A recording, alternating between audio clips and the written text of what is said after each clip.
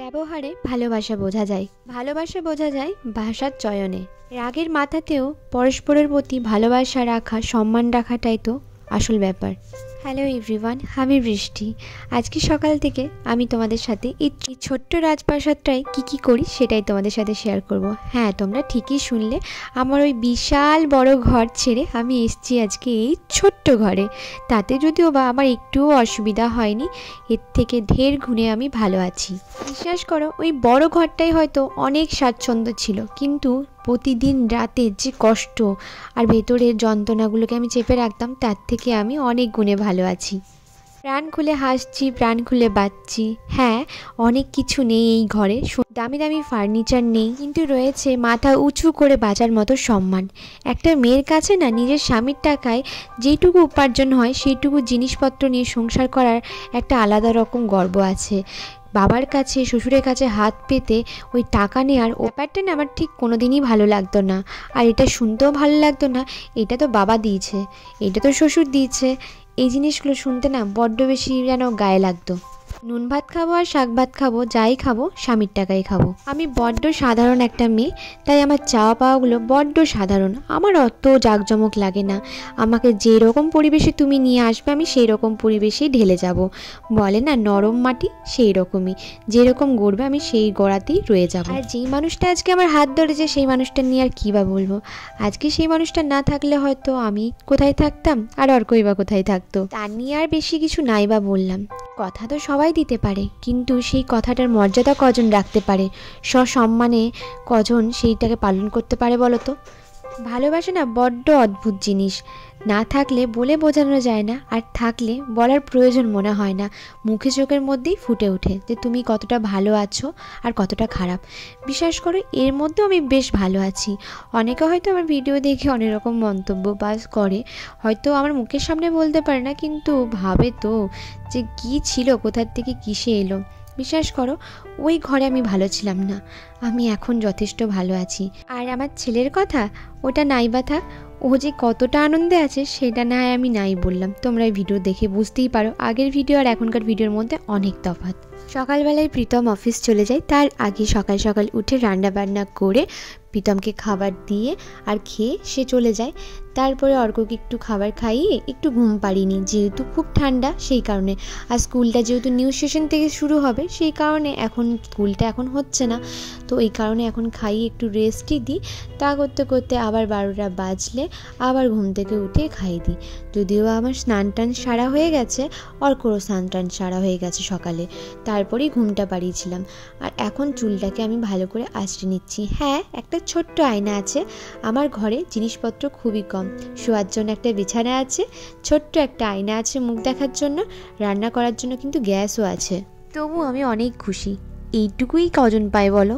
এবার হয়তো অনেকের মনে হতে পারে প্রথম প্রথম না সবারই ভালো লাগবে। না গো, ব্যাপারটা তা না। আমার অনেক কম বয়স থেকেই না চাওয়া পাওয়ার লিস্টটা একটু কমই ছিল। লিস্টের মধ্যে বেশি ছিল হয়তো একটুখানি আমাকে সবাই সময় দেবে আর একটু ভালোবাসা, যেটা সাধারণত আমি কারো কাছ থেকে পেয়ে উঠতে পারিনি। এই মানুষটা আমাকে যথেষ্ট পরিমাণে সময় দেয়, তার সাথে সাথে অনেক পরিমাণ ভালোবাসাও দেয়।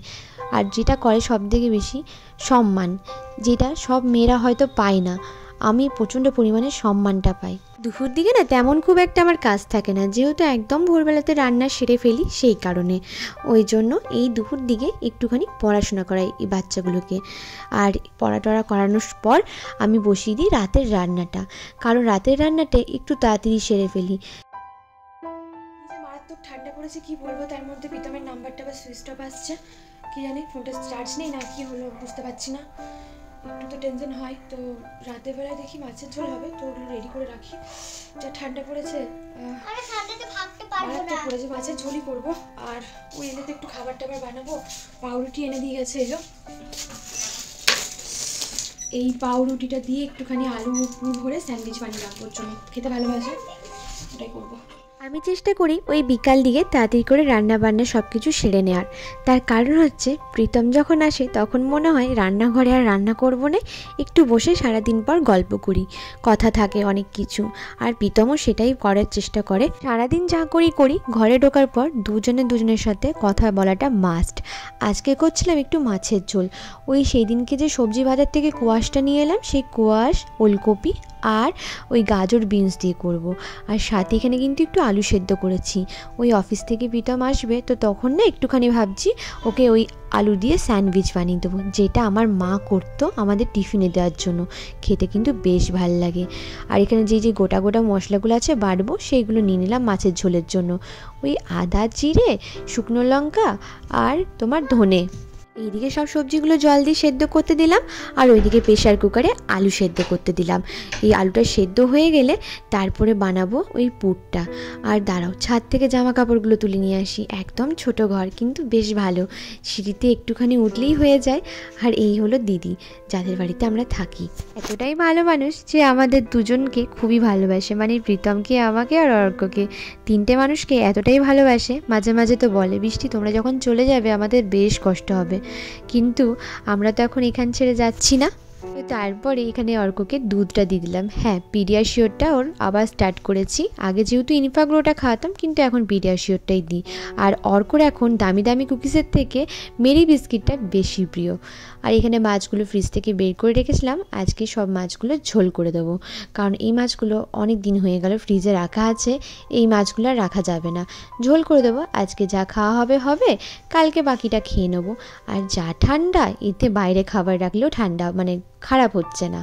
এখানে পেঁয়াজ, টমেটো, ধনেপাতা, একটু নুন দিয়ে এইটাকে আলুটাকে ভালো করে মেখে নিলাম। ব্যাস, আর কোনো মশলাপাতি জাঁকজমক দিইনি। বাকি মাছগুলো এখানে তুলে ভেজে নিচ্ছি। এবার আলুর পুরটাকে সুন্দর করে পাউরুটির একটা সাইডে লাগিয়ে নেব। সব পাউরুটিগুলোতেই লাগিয়ে নিচ্ছি। আর এই প্রীতম এই পাউরুটিটা কালকের থেকে এনে দিয়েছিল। কি করব খুঁজে পাচ্ছিলাম না। চা দিয়ে খাওয়ার জন্যই এনেছিল, কিন্তু ভাবলাম না, অফিস থেকে আসার পর তো ওরও তো ইচ্ছা করে একটু কিছু মানে নোনতা খেতে।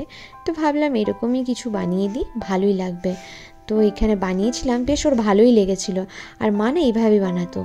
এখানে মাছগুলো ভাজা হচ্ছে, আর এদিকে তাওয়াতে আমি একটু পরিমাণ সাদা তেল দিয়ে এপিট উপিট করে ভালো করে শিখে নেবো। বেশ খেতে ভালো লাগে, একটু কেচাপ দিয়ে তো দারুণ লাগে, এমনি নর্মালও খেতে কিন্তু বেশ ভালো লাগে।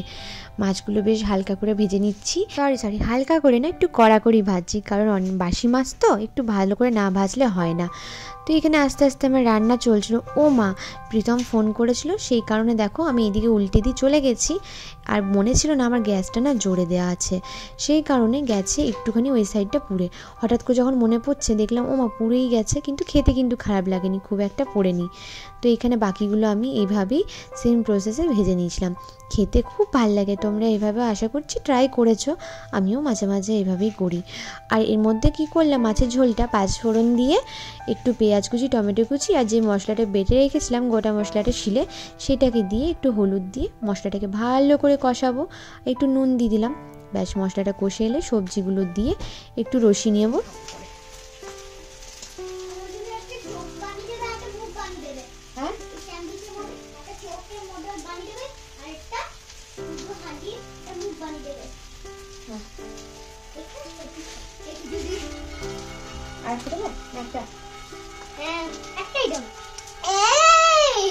এটা হলো মা, এটা তোমার মা। যা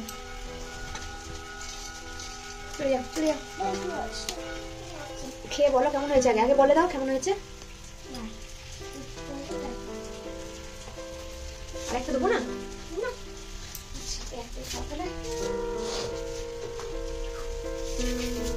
ভালো হয়েছে, ভালো হয়েছে, ভালো হয়েছে, ভালো হয়েছে, ভালো হয়েছে তো। Thank you. নিতে পারলে নেবে। গেছি।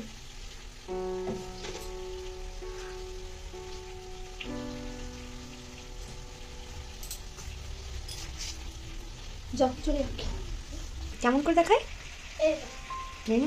খুব ভালো হয়েছে। যা, ওইদিকে অর্ক খাচ্ছে খাক, আর আমি খাবো প্রীতম এলে। প্রীতম আর আমি একসাথে খাবো। ফোন করে শুনলাম যে ও হয়েই এসছে, এবার অফিস থেকে বেরোবে। আর এদিকে মাছের ঝোলটা জল দিয়ে দিলাম পরিমাণ মতো। ঝোলটা ফুটে আসার পর মাছগুলো দিয়ে দিলাম। আর ওইদিকে ভাতটাও চাপিয়ে দিয়েছি গরম গরম। আর যে কটা বাসন ছিল সেই কটা বাসন এখানে ধুয়ে নিচ্ছি। আর এদিকে দেখো আমার মুখটা কন্টিনিউ চুলছে, তার কারণ হচ্ছে অর্ককে ওইদিকে লেখাচ্ছিলাম। লেখালেখিগুলো না করালে না একদম ভুলে যাবে, সেই কারণে লেখাগুলো করাচ্ছিলাম। আর এইদিকে মাছের ঝোলটা ফুটে আসছে। এইবার একটুখানি চড়বড়িয়ে ফুটে গেলে আমি গ্যাসটা অফ করে দেবো। হ্যাঁ, এখানে যেই সেদিনকে কাজটা করা হলো না বেসিনের, মোটামুটি জানো তো জল পড়াটা একটু কমেছে, কিন্তু পুরোটা কমেনি, মোটামুটি ভালোই পড়ছে। আর এদিকে জল পুরো বরফের মতো ঠান্ডা। বলতে না বলতে দেখো প্রীতম চলে এসছে। গেটটা খুলতে যাওয়ার আগে ভালো করে টুপিটা কানে নিলাম, যা ঠান্ডা পড়েছে। আর এই যে অর্ক ঢুকতেই স্টার্ট হয়ে গেছে, বাবা তুমি কি নিয়ে এসছো আমার জন্য। আর ওর বাবা ওর জন্য কিছু না নিয়ে আসবে সেটা হতেই পারে না, অফিস থেকে আসার সময় কিছু না কিছু নিয়ে আসে। ইনফ্যাক্ট আমার জন্য নিয়ে এসছে। তো তোমাদেরকে দেখাই কী কী নিয়ে এসছে। আমাকে ডেকে বললো যে এখানে অর্কর জন্য নাকি ফ্রেঞ্চ ফ্রাই নিয়ে এসছে, আর এক প্যাকেট দুধ নিয়ে এসছে। আর আমার যেহেতু ছানার পায়েস খুব প্রিয়, দেখতে পেয়েছে নিয়ে এসছে। তো এই যে ছোটো ছোটো জিনিসগুলো না, এইগুলোতে যে কত আনন্দ লাগে সেটা না আর বলে বোঝানো যায় না। তো ছানার পায়েসটা আমি দেখলাম খুলে, কারণ আমার ছানার পায়েস খুবই প্রিয়। আমি ছানার পায়েস খেতে মানে ভালোবাসি বলে এখানে না ছানার পায়েস খুব একটা পাওয়া যায় না। তো প্রীতম খুঁজে খুঁজে খুঁজে খুঁজে এনেছে এটা।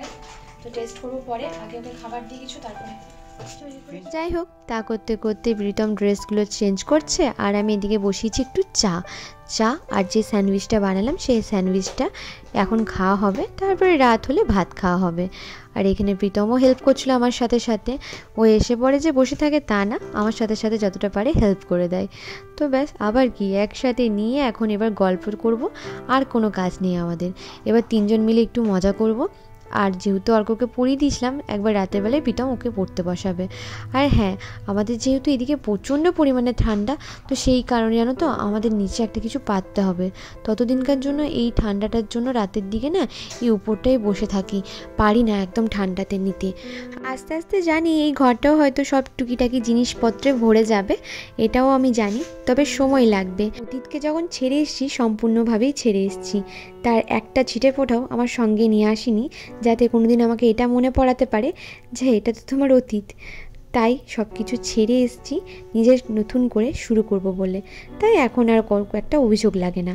তো এখানে আমরা দুজন মিলে খাচ্ছি। আর এখানে অর্ককেও বললাম যে একটু ট্রাই কর, তো ও ছানার পায়েস খাবে না, কারণ অর্ক আমাদের মিষ্টি জিনিস খেতে একদমই ভালোবাসে না। তারপরে যাই হোক, এখানে এক কাপ চা নিয়ে বসলাম দুজন মানুষ মিলে। চা খেতে খেতে একটু গল্প, আর অফিসের প্রীতমের কাজও চলছিল, সেই কাজের সাথে আমরা গল্পও করছিলাম একটু একটু করে, মানে সারাদিনে জমে থাকা সেই টুকিটাকি কথা। তো চলো আজকের ভিডিওটা এখানেই শেষ করছি, কাল আবার নতুন ভিডিও নিয়ে দেখা হবে। আজকের মতো টাটা।